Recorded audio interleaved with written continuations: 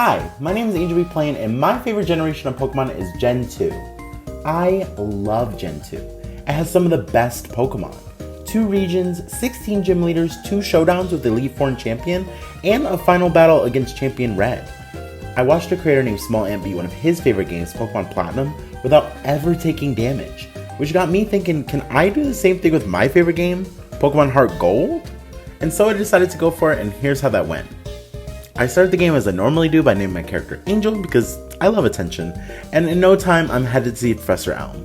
He asked us to run an errand for him, which is a little weird because we don't work for him, but he sweetens the deal by giving us our very own starter Pokemon. I choose Cynthia because he's my favorite in this generation, and we name him after Bakugo from My Hero Academia since we're hoping this little echidna is gonna explode everything in its way.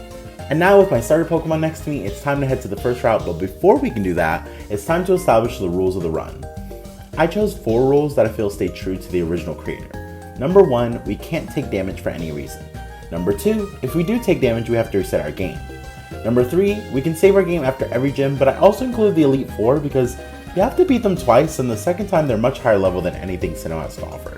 I mean, seriously, Lance's rematch battle has Pokemon in the 70s range, but more on that later. And lastly, number 4, we can use the speed up button so grinding is just a little less tedious.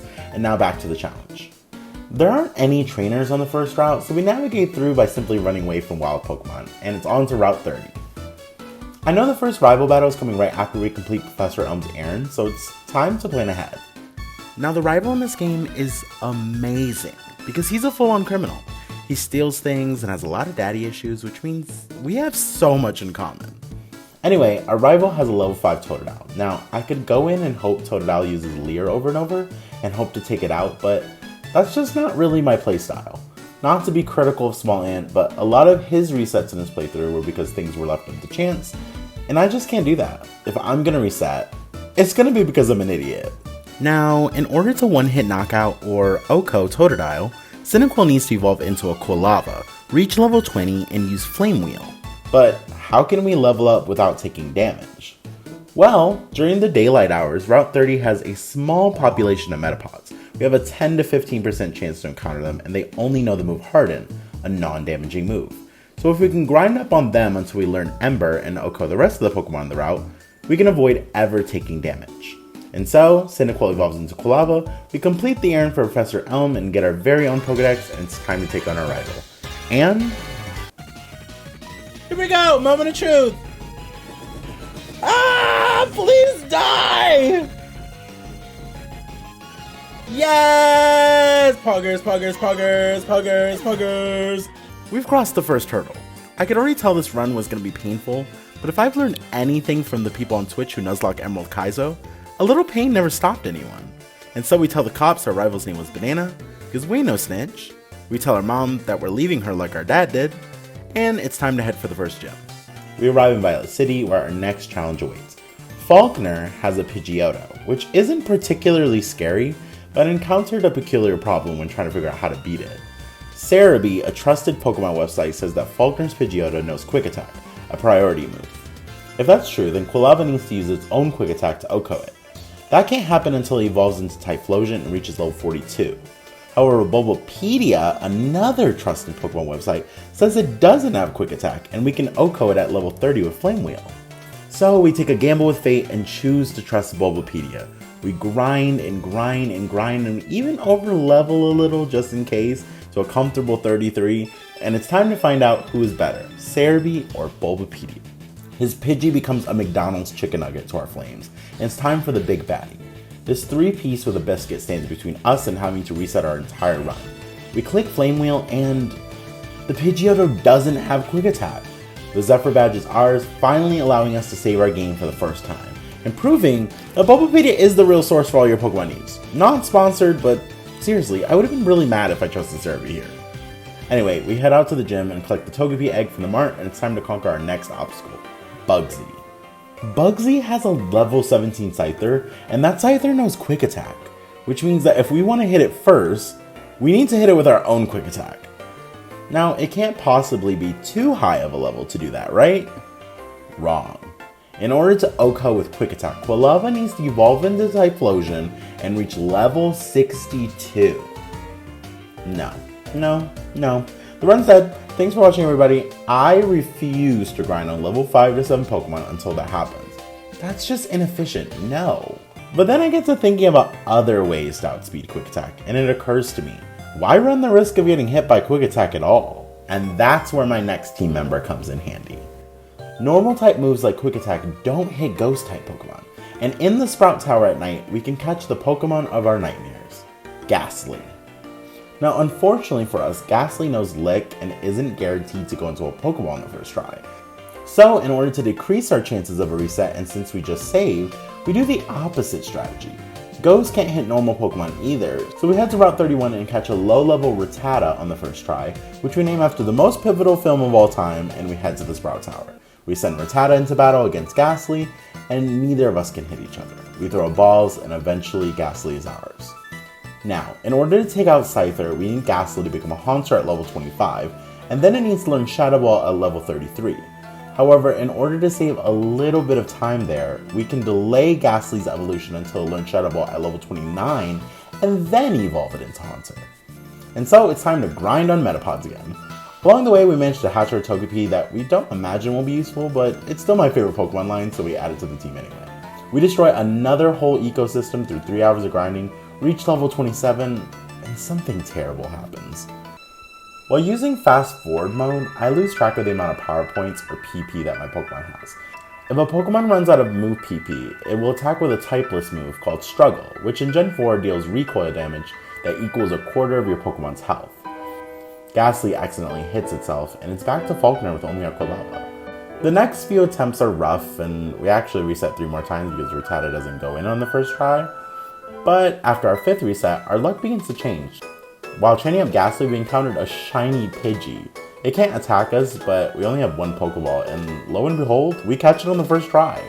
And if that's not the sign that we can still do this, then I don't know what is. So Ghastly reaches level 29 and evolves into Haunter, and it's time to head to Bugsy. Along the way, we avoid any trainers we don't need to fight, trash Team Rocket for trying to steal Slowpoke tails, and it's Scyther time. And just as we thought, Haunter sweeps her entire team. The Hive Badge is ours, and finally I can save my progress again. The next rival fight is a cakewalk. Haunter destroys Banana's team, we help a guy get his Farfetch back after chasing it way too many times to admit, and it's time for Route 34 where the Pokemon Daycare is. And if I've learned anything from the genius that is SmallAnt, it's that the Daycare is the one-stop shop for making your Pokemon into over-leveled monsters. So I evolved my Quilava into Typhlosion in some quick wild battles, and I stuffed my team into the Daycare and pedal for literal hours. And eventually my Pokemon are level 100, ready to take on anything. Also, Togepi evolved along the way into Togetic since it was at max friendship from biking up and down so often. Anyway, we find Whitney at the radio station and tell her to prepare for a butt kicking like she's never had. It's time for the Goldenrod Gym. On a normal playthrough of Pokemon HeartGold, Whitney's Miltank is a monster. It's a run killer for Nuzlocke and can stack rollouts until you're crying for your mom. But in our playthrough with our superpowered level 100 Typhlosion, we set the entire gym on fire and everything in it is burned to a crisp. We receive the Flame Badge after she's done being salty about her loss, and we save our game. We head to the flower shop to pick up a watering pot, sweep the next few routes, defeat a really angry tree, and we arrive in Ecruteak City. In the Pokemon Center, we meet Bill, who invented the PC, and he tells us to visit him in Goldenrod City. We take him up on his offer and head back there, and he rewards us with our very own Eevee. Now in most teams I build, I follow a pretty similar formula for type coverage, and I imagine as the game gets harder, I'll need to cover as many types as I can to succeed. Usually I build my team around having a fire type, water type, grass type, and electric type, and then I'll leave the other 2 to be random based on the Pokemon I just happen to like. So I decided that I want my Eevee to be a Jolteon. It hits fast and hard, and I think that's the exact strategy we want for a playthrough like this. In order to do that though, I need a Thunderstone, and this game isn't particularly generous about their evolution stones. It's so weird because in Gen 1 you can just be rich and buy the stones you need, but in Gen 2 you have to do such weird things to get them. Anyway, the first way to get an evolution stone is to take part in the bug catching contest, but that requires the chance of taking damage, and you can't get a Thunderstone until post-National Dex anyway. So I have to do the thing I never thought I'd have to do to get my Eevee to evolve. I have to play sports. Wait, what? Yeah, so in Pokemon HeartGold, they introduced something called the Pokey Athlon, where your Pokemon can take part in mini-games, testing their abilities in speed, power, skill, stamina, and jump. On Thursdays, the shop offers Thunderstones for 2,500 points. Each time you participate, you can get an average around 300. These minigames are harder than they look, and in order to participate, we need to get our Pokemon in the best shape of their lives. And so after an hour, we accumulate enough points and we're able to evolve Eevee into Jolteon. We head back to Ecruteak City and head to the Burn Tower. We meet Eugene, who is a Suicune fanboy. We sweep our rival once again, and we find some stray dogs in the basement, and it's time for Morty's gym. This is where our next hurdle is. Some of the ghost Pokemon in this gym have a move called Sucker Punch, which is a priority move that only hits if the target chooses to attack that turn. If the target uses a status move, it fails. I know about it because our Haunter has that move too. So in order to outspeed Sucker Punch, we need to use Sucker Punch. However, in this gym, there's also a chance that instead of using Sucker Punch, they'll use a move called Curse. Curse most times increases attack and defense at the cost of speed, but if Ghost Pokemon uses it, it deals damage to the user in exchange for putting a curse on its enemy. This curse does damage every single turn. So if any of their Ghost Pokemon use Curse, my Sucker Punch will fail and we'll have to reset. And so I decided that it's time to play a little risky on my run, even though we said we wouldn't, because I didn't want to have to find a new Pokemon and raise it. And boy did it bite me in the butt. The first Sucker Punch trainer ends up using Curse when we use Sucker Punch, and my Haunter takes damage, causing us to reset the game and do everything in the Pokey Athlon over again. I'd never been so miserable in my life. But before that, we need to catch a Pokemon that can overcome our Sucker Punch problem. So we go through all the priority moves, and it's one dead end after another. Quick Attack, Mach Punch, Vacuum Wave, Extreme Speed, and Fake Out all can't hit Ghost-type Pokemon. Bullet Punch can only be learned by Hitmonchan without breeding for egg moves, and it just isn't available at this point. None of the Ice Pokemon that can learn Ice Shard are available until after we can use Surf, which is right after Morty's gym. Aqua Jet has a similar problem where it requires Pokemon unavailable at this point in the game or egg moves on Golduck. That leaves just one priority move, Shadow Sneak. And you'd think there would be a ton of options for Pokemon that can learn this move that are available in HeartGold before the National Dex, but you'd be wrong. It's just one. A Pokemon I never thought I'd raise.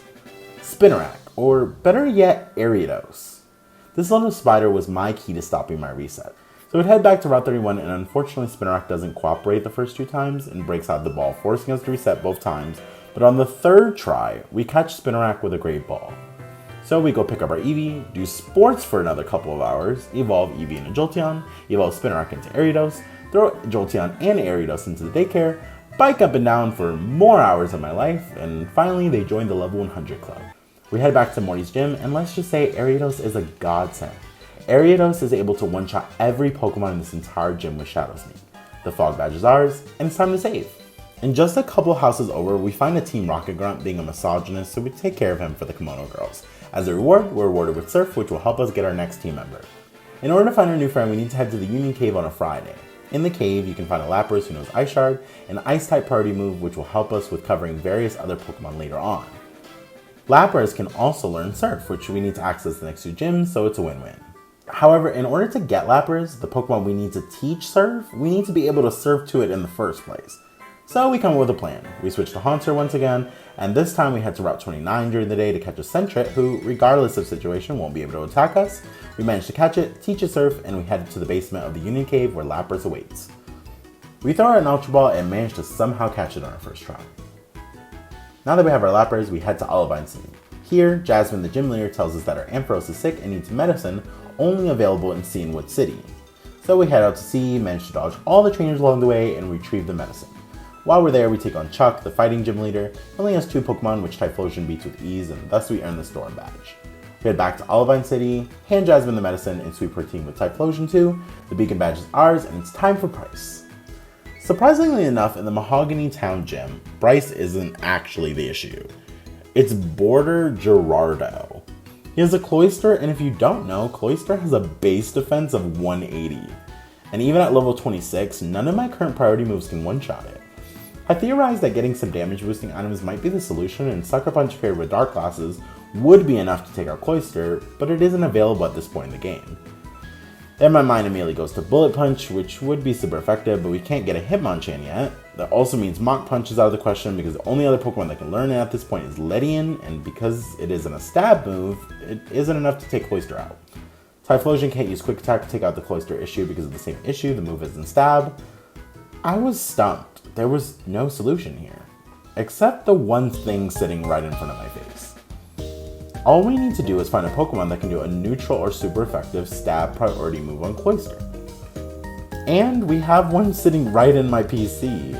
Our shiny Pidgey is the perfect candidate for our next daycare program, and in no time, and by no time I mean a lot more hours of biking, I have a level 100 shiny Pidgeot ready to take on Gerardo with Quick Attack. We head into the gym with our head held high, and apparently we are really good at ice puzzles because we actually make it to Bryce without ever passing Gerardo's view. All that thinking and planning and biking, for what? For why? But we beat up Gerardo out of pettiness, sweep Bryce with Pidgeot as initiation into the team, and we're able to grab the Glacier Badge, our 7th checkpoint in the game. We continue on into the Ice Cave and find out we are actually terrible at ice puzzles, but eventually we get through and it's time to take on the final gym in Johto, the Blackthorn City Gym and its leader, Claire. It's a Dragon Gym, which I'm initially a little worried about, but no Pokemon in the entire gym has a priority move, so Jolteon just sweeps it. One after another, Jolteon electrocutes the dragons and Claire is defeated. However, she pulls a Whitney and refuses to give the badge, so we have to head into the Dragon Zone. Head deep inside and meet with the elders. They quiz us and we pass their tests. Claire hands us our badge, and we pick up the Extreme Speed Dratini, which is just the Pokemon we need before heading into Victory Road and the Elite Four. Outside, we get a call from Professor Elm, who asks us to swing by before we leave for the Indigo Plateau. We decide to walk instead of fly since it's so close by, and we aren't paying too much attention. We're kind of looking at chat, and we accidentally take damage from a trainer's Dugtrio who knows Sucker Punch. We reset the game for the 8th time, and this time we decide to fly to Professor Elm because honestly we should have done that in the first place. He gives us the Master Ball and informs us that the Kimono Girls have been looking for us. Before we head over, we do some biking alongside the daycare to get Dratini to become a full-fledged level 100 Dragonite. Once that's done, we head back to Ecruteak, beat the Kimono Girls, and climb the bell tower. Ho appears before us, and I remember why I love this game so much. Now don't get me wrong, I love Pokemon Sword and Shield. In fact, I'm a sucker for anything Game Freak releases, because this is my favorite franchise. But some of the newer games lack moments like this. And maybe it's my nostalgia speaking, but this moment is beautiful. Even though the graphics are outdated, it's such a moment that really stuck with me. I miss those moments. Say what you want about the Gen 2 games, but I love them. Yes, it had flaws, but the games have so much character, and still the only game where you got to go to 2 regions. And with that nostalgia aside, I look at Ho and I throw a Master Ball at it so I can stick it in my PC and never see it again. Oh, you thought I was going to use a legendary? No. Anyway, with that convenience done, we battle through Victory Road, destroy our rival one last time, and it's time for the Elite Four. This is the moment I've been scared of the entire run, but we have a team of amazing Pokemon. The first trainer, Will, a Psychic user, has no priority moves and Haunter sweeps the entire team with Shadow Ball. The next trainer, Koga, a Poison user, does have a priority move. Crobat has Quick Attack, which Lapras handles with Ice Shard, and the rest of Pokemon melt to Typhlosion's flames. Bruno, a Fighting user, is even more complicated than the trainer before. His Hitmontop has Quick Attack, but it falls to Dragonite's Extreme Speed. Lapras takes out his Onix, Typhlosion takes out Hitmonlee and Machamp, and Dragonite finishes off Hitmonchan, who has Bullet Punch with Extreme Speed. And it's GG for Bruno. Karen, a Dark-type user, only has a Murkrow with Sucker Punch, which is easy work for Lapras' Ice Shard. And the rest of the Pokemon get taken out by Typhlosion and Haunter. And finally, it's time to fight Lance. He leads with Gyarados, who we take out easily with Jolteon. After, he sends out his first Dragonite, who Lapras defeats with Ice Shard. And then it's like clockwork. His other Dragonites go down to Ice Shard, his Aerodactyl goes down to Surf, and so does his Charizard. And just like that, the Indigo League has been conquered without ever taking damage. But it isn't over. Our names go down the Hall of Fame, but there's a whole other region to conquer, and an Elite Four rematch, and a battle against Trainer Red. And so it's time to head off to Kanto. We dive right into it after saving our progress, and it's time to take the region by storm. Now, the Kanto gym leaders, though stronger than the Johto gym leaders, don't have a lot to combat my Pokemon's move coverage at this point. We have type coverage across so many different types that they really don't stand a chance, so here's the quick part. We take a boat over to Kanto, immediately take on Lieutenant Surge at the Vermilion City Gym. Haunter sweeps the entire gym, and the Thunder Badge is ours. Immediately we head to Saffron City, and Haunter does the same thing as Sabrina, securing us the Marsh Badge. We head to Ecruteak City, and Typhlosion burns down the gym like that one episode of the anime, earning us the Rainbow Badge. We head to Fuchsia City, where we take on Janine with Lapras and Typhlosion to secure the Soul Badge. We solve some issues at the Kanto Power Plant, and then take on Misty with Dragonite and Jolteon, and it's another sweep. We head to Peter City to take on Brock, and we finally reach a bump in the road. Brock's Kabutops knows Aqua Jet, which is a priority move, and unfortunately, we don't have a Pokemon with a priority move that can OHKO it. Which leads us to our next strategy this run, which I call exploiting the dumb AI of the trainers. So basically in most Pokemon games, if a Pokemon sees a super effective move in its list of attacks, it'll use it. Similarly, if it sees a not very effective move, it'll almost never go for it unless it's within range to kill with any move in its arsenal, in which case it chooses at random.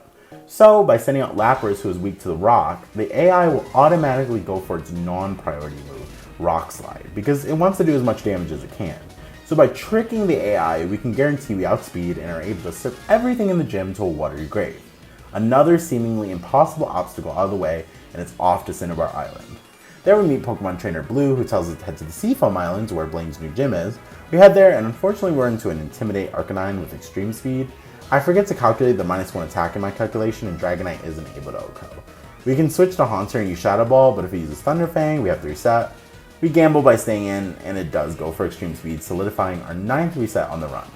So we head right back there, and this time lead with Haunter, and Haunter actually sweeps the entire gym. And now it's time for Pokemon Trainer Blue. We head to Viridian City, and after looking at a big map of the gym for a while, we use the arrow puzzle to avoid all the gym trainers, and it's time for our final gym leader fight. We accidentally lead with the wrong Pokemon though, and take a hit from a champ, but no worries, we're close by, so we reset, and it's time for another battle with Blue. This time I use Dragonite, and the rest of the team is simply matching type advantages and using our Ghost type to dodge extreme speed. And just like that, the Earth Badge is ours, and Kanto is nearly complete. 6 trainers stand in the way of me completing my journey, and up first we have the Elite Four and Champion. Now if you don't know, the Elite Four rematches and Champion rematch involves them getting revamped teams with better movesets and more type coverage. If you think Cynthia's Garchomp is strong and hard to take out at level 62, Lance has a Garchomp too, and it's level 72. This is going to be rough, so in order to defeat them, we have to collect some items and raise one final member of our team. And so we head to Mount Mortar to pick them up. We battle the Karate King in the basement, who is incredibly easy, and he rewards us with a Tyrogue. We want a Hitmonchan so it can learn Close Combat, Fake Out, and Mach Punch, completing the type coverage we need to be successful at the Indigo Plateau during round 2. So we give it a little iron to boost its defense EVs, and train up a wild Pokemon until he becomes the Hitmonchan of our dreams. We throw it in the daycare, bike one last time, get Hitmonchan to level 100, and it's time to collect some items. We pick up the Nevermelt Ice for Lapras, the Sharp Beak for Dragonite, the Magnet for Jolteon, the Spell Tag for Haunter, and Charcoal for Typhlosion. And it's finally time. We're ready to finish the game. Our final team is Jolteon, Typhlosion, Hitmonchan, Dragonite, Lapras, and Haunter. So here we go. First up is Will's rematch, and luckily for us, he doesn't have any priority moves except Quick Attack on Xatu. Fun fact, I didn't remember that when the fight happened, so I just sent out Jolteon and he just happened to not go for it, so it really wasn't an issue. Typhlosion takes out Bronzong and Jinx with Flamethrower, Haunter takes out Grumpig and Gardevoir with Shadow Ball, and Jolteon takes out Slowbro with Discharge. 1 down. Next is Koga's rematch. His first Pokemon is Skuntank, who we take out with Dragonite's Fly, but we forget that Skuntank's ability is Aftermath, which deals damage to a Pokemon if it faints to a physical move.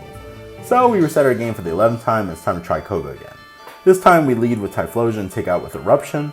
We also take out the Toxicroak with Flamethrower, we use Eruption on Swallow and it goes down. Jolteon takes out Crobat with Discharge, Typhlosion comes back and takes out Venomon with Flamethrower, and we finish him off with Eruption. 2 down, 3 to go. Up next is Bruno, who still has a Hitmontop with Quick Attack, so we lead with Haunter and wreck it instantly. He sends out a Hariyama with Bullet Punch, so to trick the AI, we send out Jolteon, who is resistant against steel moves, forcing it to go for something else. We use Discharge, and it's gone. He sends out Hitmonlee, who we take out with Haunter's Shadow Ball, causing him to follow it with Machamp. We switch to Typhlosion since it has Bullet Punch and we're resistant to it. We use Eruption, and Machamp goes down. He follows up with Hitmonchan, who also has Bullet Punch, so we do the exact same strat with Jolteon, and we take out with Discharge. Lastly is Lucario, who knows Extreme Speed. We send out our Lapras to bait the Iron Tail from it. We use Surf, and Bruno has been defeated. The last match is us versus Karen. It's finally time for Hitmonchan to shine. She sends out a Weavile who knows Ice Shard, but we use Mach Punch and knock it out instantly.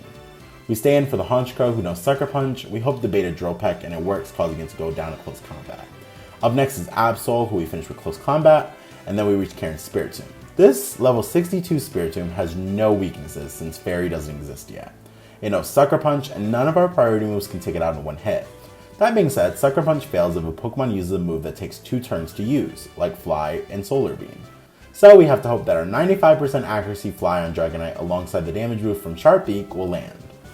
It's a guaranteed knockout, but a 5% chance of a reset. We go for it and it lands. Spiritomb is down and Karen sends out Umbreon, who we need to do the same strat on since it also knows Sucker Punch. However, when we use Fly, it uses Curse twice, boosting its own defense. This causes my Fly not to take it out in one hit, and it heals with a Citrus Berry. It'll take 2 shots now to take it down, and it's bound to stop using Curse and attack now that it's set up on us. So we bite our tongue and go for an Outrage, praying it doesn't use Sucker Punch. It doesn't, and Umbreon goes down. Lastly, we switch to Hitmonchan against Houndoom, use Close Combat, and Karen's team has been beaten to a pulp. It's time for our clash with Lance. And let's just say, this fight is brutal. Lance leads with his Salamence, and I lead with my Lapras playing to OHKO it with Ice Shard. However, I forget that Salamence knows Intimidate, and Ice Shard is a physical move. With that attack drop, no Pokemon in my party can OHKO Salamence. And I try over and over and over again. Our perfect calculations and careful planning are thwarted by one detail being overlooked. This feels like the end of the run. I'm stuck. I didn't save before entering Elite Four, so I can't just go back. But I can't quit now. I spent literal days trying to make this challenge work. And if I have to pull a SmallAnt or rely on a little bit of luck, then so be it. We try over and over and over again until our 30th reset, where we get a critical hit on Ice Shard taking out the Salamence. He follows up with Gyarados, who my Jolteon takes out with ease. In comes Garchomp, who meets my Lapras. We use Ice Shard and somehow Garchomp lives. I'm sure another reset is coming, but Lance gets cocky and uses Dragon Dance, giving us another shot at it. And just like that, Garchomp is down. Next is Charizard, who we sent out Jolteon against since Lapras can't outspeed. We use Discharge and the Fire Dragon goes down. Lance sends out his Ace next, his level 75 Dragonite. We send out our own Dragonite and use Outrage. And in its anger, our Dragonite is victorious. Last is Simple Altaria, so we stay in and let Dragonite continue its tirade, and just like that, the Elite Four rematch and Champion rematch is complete. They put us in the Hall of Fame, but there's one thing left to do before we can call ourselves the winner of this challenge. Before we go, we very quickly pick up Thunderbolt for Jolteon in the Cerulean Cave, and our team is ready for Mount Silver. We silently climb to the top and notice the hail rating from the sky. In the battle against Champion Red, it's hailing. If you don't know, when there's a hail weather condition in the game, all non-ice types take damage every turn, which will stop us from completing our challenge. Unfortunately, Lapras can't OHKO Pikachu with Ice Shard, let alone the rest of the team. So we rack our minds for a solution. We could raise a Pokemon with the ability Cloud9, which cancels weather conditions, but I like our team as it is. Everyone has carried their weight, and honestly, I love these Pokemon. And so I remembered a little trick that I learned when I first played Pokemon HeartGold as a kid. In Gen 4, there's a phenomenon called Diamond Dust that occurs on special days. It's an Easter egg, and it's a variation of snow that appears in Snow Point City and Mount Silver specifically. It only occurs on certain days, so we changed our calendar to January 12th, aka Junichi Masuda, one of the founding members of Game Freak's birthday, and just like that, the hail goes away and is replaced by sparkling diamonds all around us. It's magical, and the perfect setting for the final battle. We approach Trainer Red, and without a word, we begin our battle. Every move his Pokemon have are attacking moves. One hit, and it's over. He leads with a level 88 Pikachu who knows Quick Attack, the only priority move on his team. We lead with Haunter, and we one-shot with Shadow Ball. Up next, he sends Lapras, who we counter with Jolteon. One Thunderbolt, and Lapras goes down. Then comes Snorlax, who is ready to fist fight with my Hitmonchan. With close combat and a fury of punches, Hitmonchan is the one still standing. Charizard arrives and it's time for Jolteon to protect Hitmonchan, and with one Thunderbolt, we shoot it out of the sky. Venusaur comes out to defend its friend, and we counter with our Typhlosion. We use Eruption, and our trusted starter from the beginning burns everything in its path. And lastly, Blastoise takes the field. I send out Jolteon one last time, we click Thunderbolt, and just like that, the battle is over. Red has been defeated, and we've done it. We've beaten Pokemon HeartGold without ever taking damage. It took everything my team had, every type of strategy, and all the knowledge of the Gen 4 games we could find, and sweet victory is finally ours. Once again, I'm Angel B Playing, and I do Pokemon challenges all the time on my Twitch, and I have so many more challenges to post here on YouTube, so please like, comment, subscribe, and do all that fun stuff. Thank you for watching, and I hope to see you next time. Also, Gen 2 is still the best generation. Bye!